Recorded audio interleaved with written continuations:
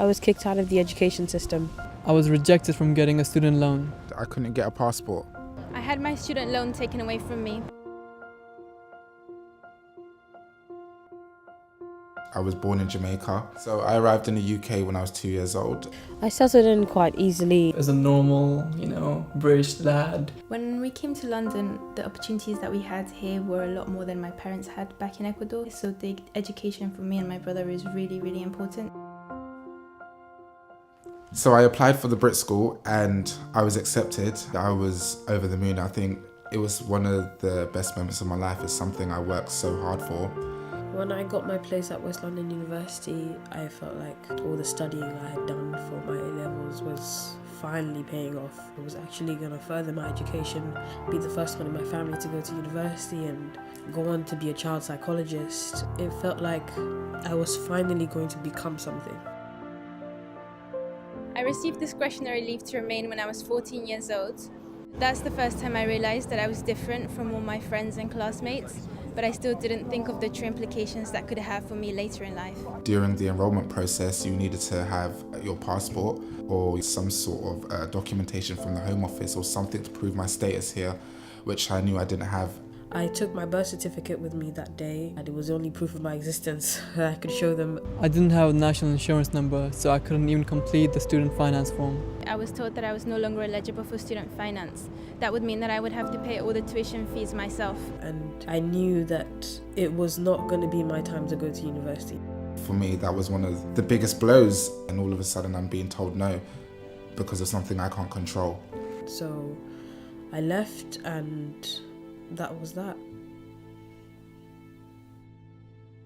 In the 4 years interim between graduating from college and getting my citizenship, I didn't have anything to do, and that meant that I had to pick up things to survive and have a voice just to express myself.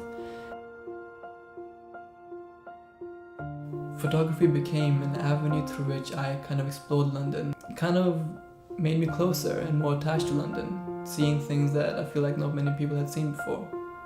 Music is something for me that made me forget everything that was happening around me. I could just really throw myself into it, and I knew I would get something back. The first time I fell in love with acting just gave me a way to express myself.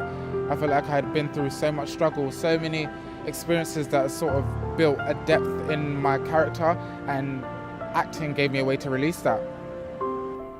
Going to uni is such a big thing now. That was the only thing that kept me going throughout these 4 years between graduating from college and getting my residency. The thought of just getting an education, a degree, it's become kind of like a mountain that you just have to climb. So after 3 applications and 2 rejections, I eventually got my leave to remain in June 2017. It was a really good day. Now that I have my residency, I'll be going to uni in September. Queen Mary accepted me for physics. Eventually I was granted citizenship just after my 18th birthday, so I was over the moon. I think being a Londoner has made me a fighter. London is my character, and it's everything that's built me. And I want to be able to use my course to somehow help other young migrants like myself. I'll have to keep paying to renew my status, and I'll have to get a good lawyer to represent me. But at least now I can pursue my dreams.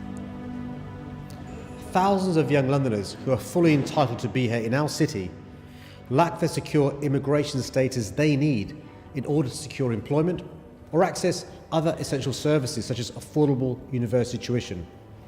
If a young Londoner has the right to be a British citizen, we should remove as many obstacles as we can to them becoming one. That's why we're calling on the government to put in place a shorter and more affordable route to citizenship, and at the same time launching a new initiative to offer support to those who need it.